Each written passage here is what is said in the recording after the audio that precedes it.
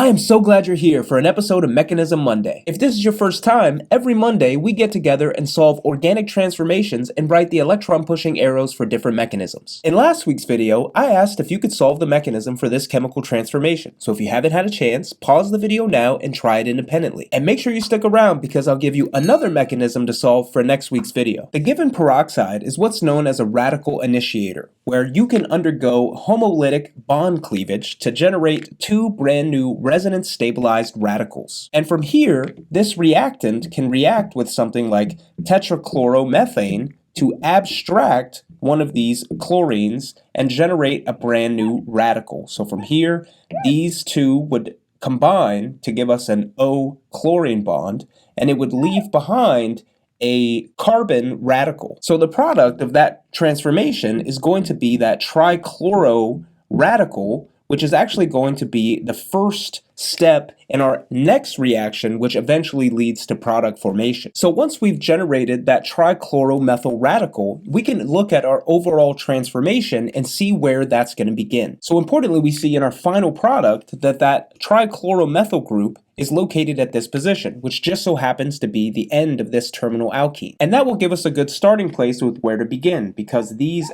radicals can react with pi electrons to generate a new covalent bond, leaving behind a radical on a different carbon. And the more stabilized position is going to be the carbon here. So then the product of that transformation includes the trichloromethyl group attached at this carbon position. And remember, we are left with a stabilized radical at this position, which is adjacent to another pi system contained within this alkene. So we had the initiation of our radical, and then further the propagation step, which generated a new radical at a different position. And from here, we can do another radical reaction where these radicals can interact with the pi electrons of this alkene, generating a terminal radical at the end of this carbon position. And notice that this is also going to combine these two carbons to close our six-membered ring, which ends up being in our product. And the product of that transformation looks like this, where our radical is now at this terminal carbon position. And then notice that in our final product, we're trying to add a chlorine. And remember, we still have plenty of that tetrachloromethane,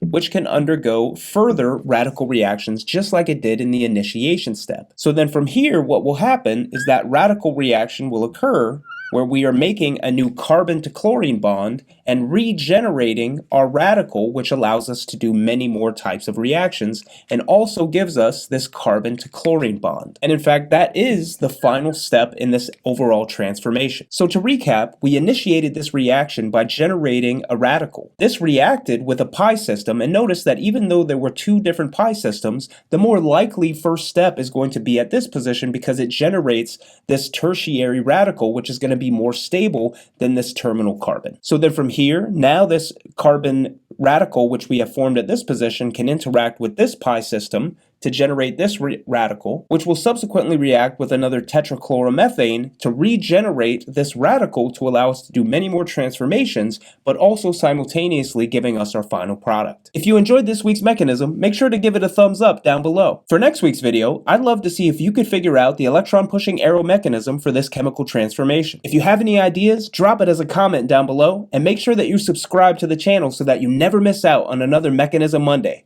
I'll see you next week.